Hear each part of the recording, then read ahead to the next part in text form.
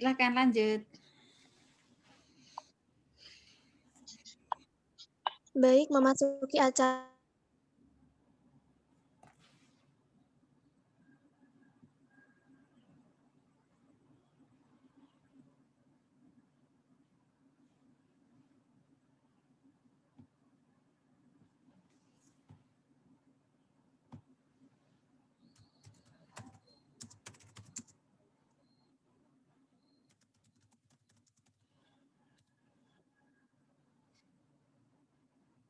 Polihidramnion, istilah awam, kembar air, jumlah cairan ketuban yang berlebihan.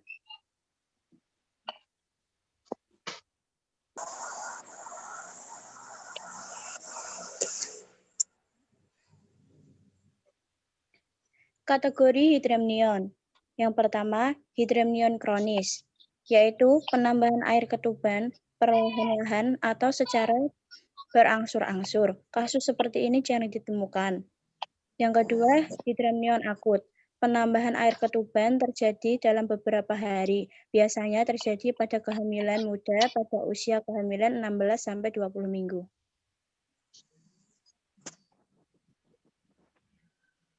Etiologi pertama yaitu kelainan janin Esophagus, spina bifida, dan anencefali. Yang kedua, distrop janin atau erythroblatosis fetalis. Yang ketiga, bayi besar atau makrosomia. Yang keempat, infeksi intrauterin. Yang kelima, kehamilan kembar. Yang keenam, penyakit ibu, diabetes mellitus atau DM. Yang ketujuh, preeklamsia atau eklamsia. Yang kedelapan, pengobatan maternal dengan litium. Yang kesembilan, hemodialisis. Yang ke-10, tumor plasenta atau janin. Yang ke-11, idiopatик 60%.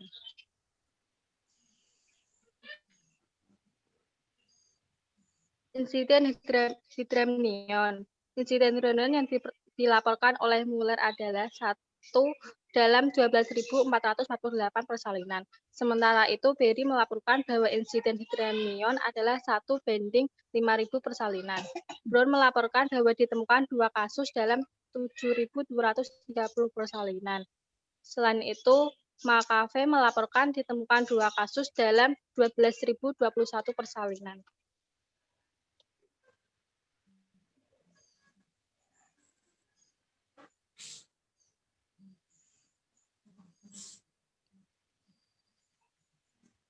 Gejala-gejala hidramnion, 1. Sesak nafas, 2. edema labia, vulva dan dinding perut. Yang ketiga, regangan dinding rahim dapat menimbulkan rasa nyeri terutama pada hidramnion akut. Yang keempat, palpasi janin sulit dilakukan. Yang kelima, denyut jantung janin atau DJJ sulit didengar.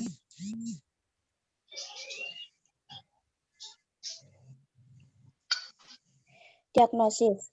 Perlu diketahui oleh petugas kesehatan dalam hal ini bidan bahwa hidramnion bisa saja sama dengan ascites, kista, ovarium, dan mola hidatidosa pada saat pemeriksaan.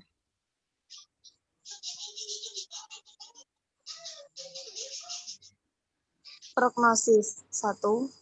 Bagi bayi, kurang baik karena penyebab hidramnion yang disebabkan oleh kelainan janin itu sendiri seperti cacat bawaan, anencefali, spina bifida, atresia esophagus, dan sebagainya.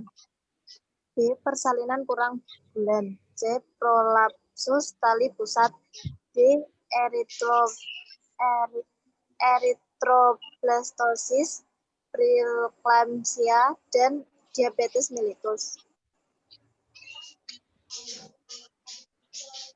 2. Bagi ibu, baik jika ditangani dengan baik. Hal yang perlu diperhatikan akan terjadi pada ibu untuk diantisipasi antara lain: A. Pendarahan pasca persalin, B. Solusio plasenta, dan C. Inersia uteri. Bukti ilmiah terkait hidromion. 1. Hasil studi kasus di Lebanon melaporkan bahwa kehamilan uniovular pada teen pregnancy, hamil kembar 2 dari satu telur, berhubungan dengan kejadian hidromion dan pada kehamilan tersebut lebih sering janin laki-laki. Insiden kelainan bawaan dan kematian janin dalam rahim juga meningkat. 2.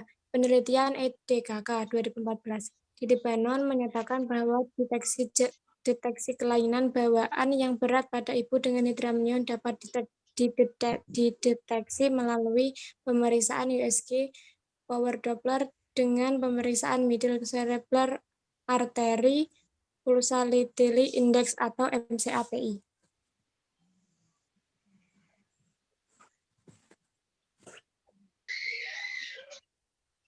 Terima kasih.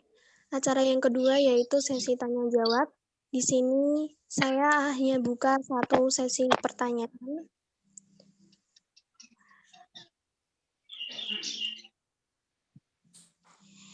Bagi penanya, mohon memperkenalkan diri. Boleh sampai 5 pertanyaan ya, cuma hanya satu sesi.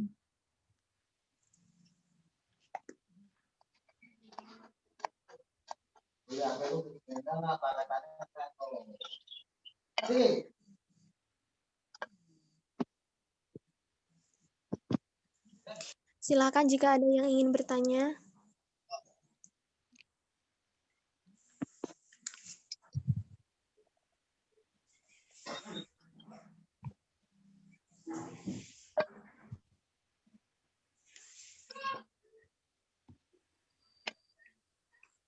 Silakan yang bertanya, mikrofonnya dibuka ya, di-on-kan.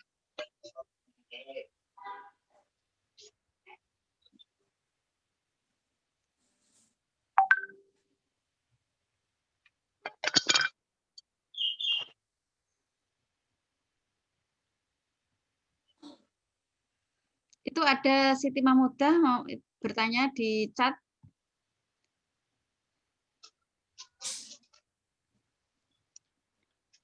Moderator. Baik. Semisal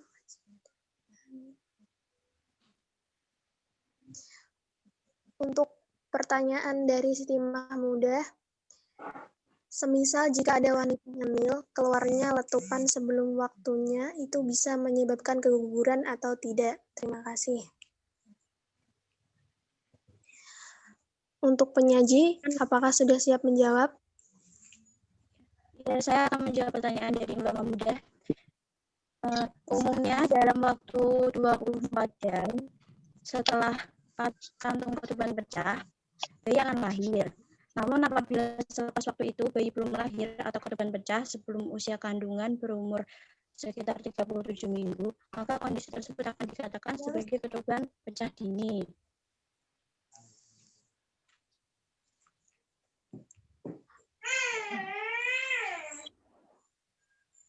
Biasanya akan terjadi beberapa risiko, yaitu infeksi rahim, kantung ketuban, leher rahim, atau vagina. Ini adalah pemicu umum ketuban pecah dini. Atau cedera fisik, misalnya akibat kecelakaan kendaraan bermotor atau terjatuh.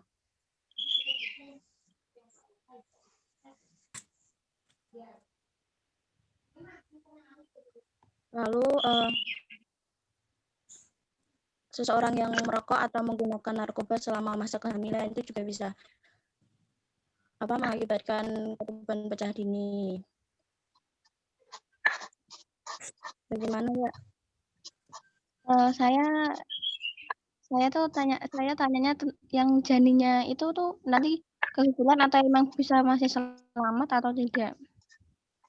Tergantung itu fatal apa enggak, maksudnya usia kandungannya berapa bulan itu?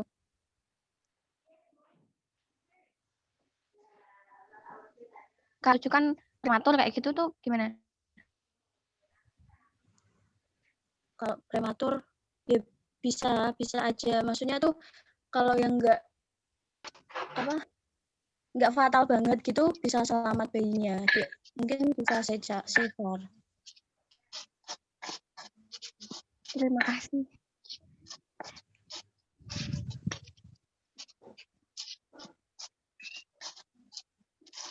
Mungkin nanti bisa dibantu menjawab Bukom.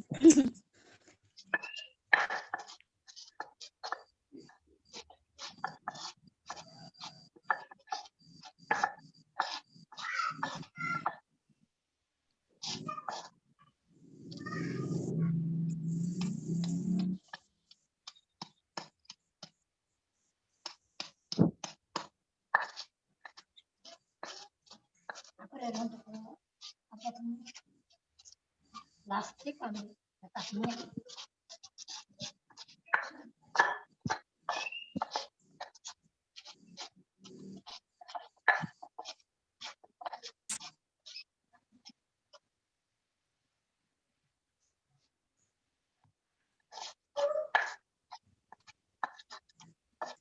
Untuk pertanyaan dari Siti Mahmudah bagaimana?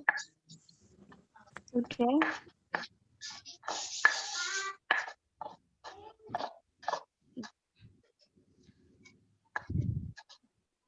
Untuk pertanyaan dari Dia Ayu, maaf tolong jelaskan secara singkat jelas tentang hidramnion.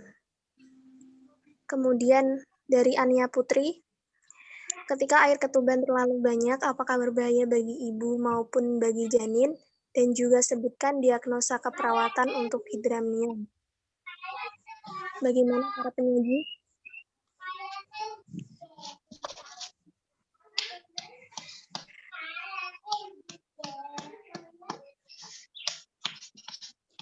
Saya akan menjawab pertanyaan dari Mbak Ayu. Polyhydramnion atau hydramnion. Kondisi di mana yang terjadi apabila terlalu banyak air ketuban yang menumpuk selama kehamilan. Intinya tuh kondisi yang terjadi pada ibu hamil yang terlalu banyak Cairan. terlalu banyak air ketuban yang menumpuk, terlalu banyak cairan.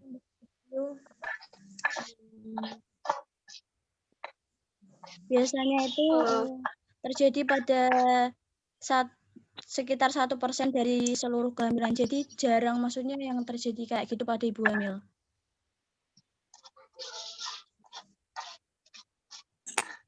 Bagaimana Mbak Dia Ayu? Sudah puas dengan jawabannya? Iya. Terima kasih.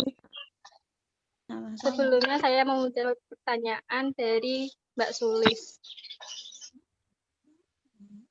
Untuk gejala yang dirasakan oleh penderita hidramnion, gejalanya biasanya ditunjukkan dengan kesulitan bernapas, misalnya tergesal-gesal atau napas pendek.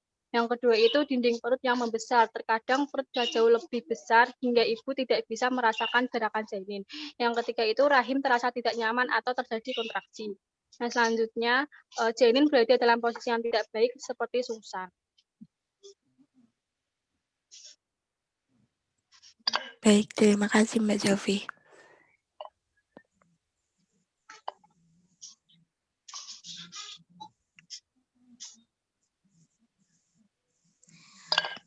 Pertanyaan dari Dian Fuad, saya mau bertanya, apa implementasi yang harus dilakukan kepada ibu yang mengalami air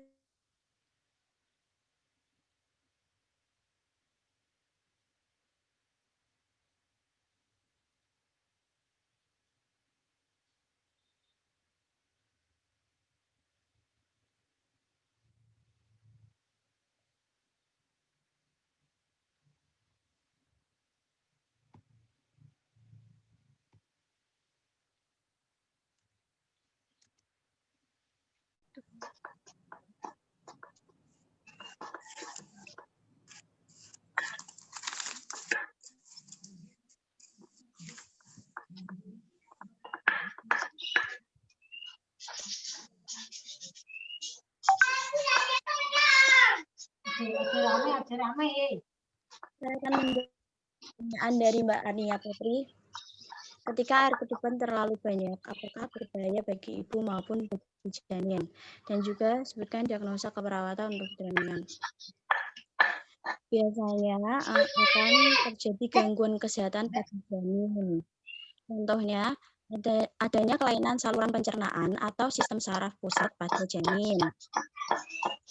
Kemudian, ibu hamil yang menderita diabetes, kondisi ini mengakibatkan volume air ketuban meningkat secara tajam. Lalu akan terjadi berbagai infeksi, misalnya toksoplasma atau rubella.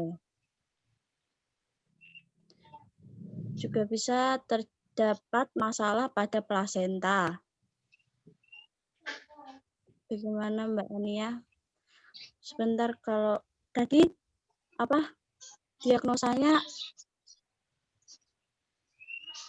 ada di slide enggak?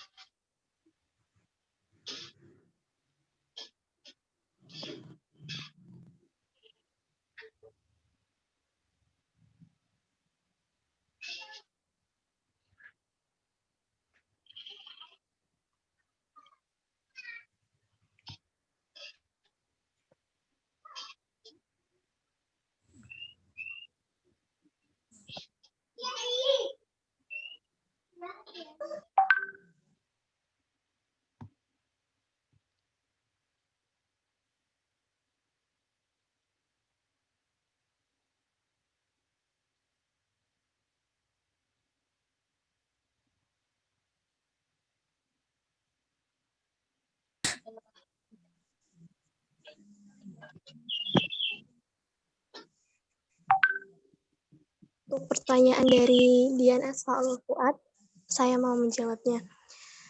Apa implementasi yang harus dilakukan kepada ibu yang mengalami air ketuban pecah? Jadi, kita bisa menggunakan pendekatan yang menenangkan dengan cara bisa bina hubungan, saling percaya, kemudian menjelaskan semua prosedur tindakan dan apa yang dirasakan selama prosedur tindakan.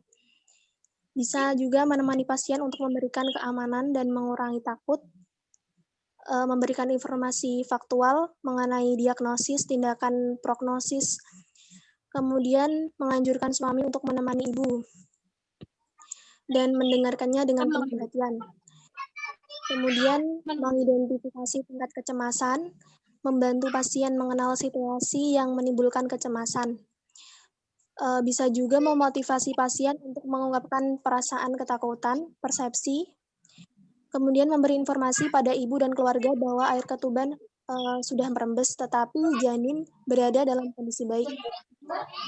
Memberitahu kepada keluarga mengenai tindakan yang akan dilakukan, yaitu rencana. Untuk itu perlu persetujuan suami dengan menandatangani lembar persetujuan medis, tindakan medis. Untuk ketuban pecah dini, implementasinya bisa memonitor tanda dan gejala infeksi sistemik dan lokal, memonitor hasil laboratorium, memonitor kerentanan terhadap infeksi, memonitor masukan nutrisi dan cairan yang cukup, kemudian menginstruksikan pasien untuk minum antibiotik sesuai resep, dan mengajarkan pasien dan keluarga tanda dan gejala infeksi, mengajarkan cara menghindari infeksi, dan mengobservasi keadaan ibu. Dan tanda-tanda vital setiap 8 jam, kemudian melakukan pemasangan infus, kemudian injeksi, dan lain sebagainya. Bagaimana Mas Dian? Ya Mbak, terima kasih jawabannya. Tapi untuk ibu yang mengalami air ketuban yang pecah, apakah akan mengalami kecemasan yang berlebihan, Mbak? Bagaimana Mas Dian, bisa diulangi? Untuk ibu yang mengalami air ketuban yang pecah, apakah dapat mengalami kecemasan yang berlebihan. Jadi begitu.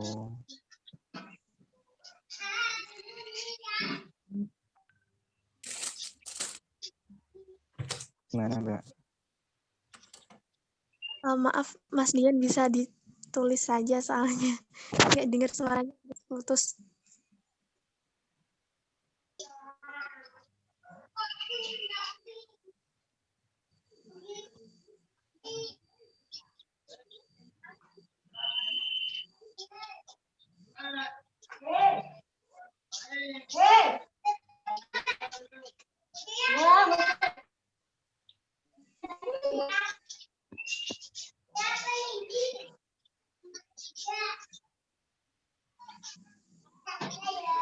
Saya menjawab pertanyaan dari Mbak Ani yang tadi yang belum ya, diagnosis. Diagnosis banding pada ibu hamil dengan tinggi fundus lebih besar daripada usia kehamilan diantaranya makrosomia, gemeli, kehamilan dengan mioma atau janin sungsang. Dengan pemeriksaan USG antenatal rutin, maka diagnosis polihidramnion atau hidramnion dapat mudah dinilai. Jadi harus dilakukan pemeriksaan dulu.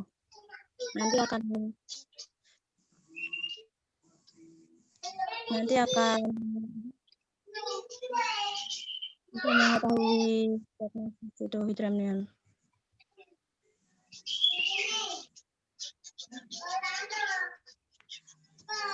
Untuk Mas Dian, untuk ibu yang mengalami air ketuban yang pecah, apakah dapat mengalami kecemasan yang berlebihan?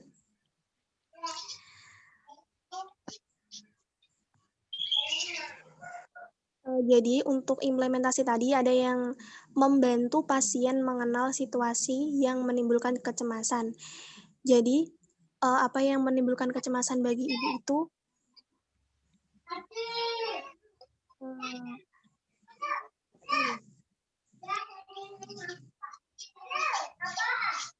kita bisa minta ibu itu untuk mengungkapkan perasaannya, ketakutannya pada apa, seperti itu.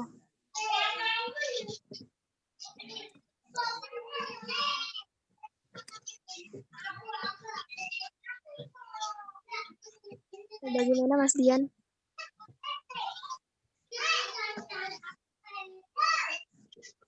Ya, Mbak, terima kasih atas jawabannya. Untuk Mbak Ania Putri, bagaimana? Apakah sudah puas dengan jawabannya? Sudah. Nah, sudah.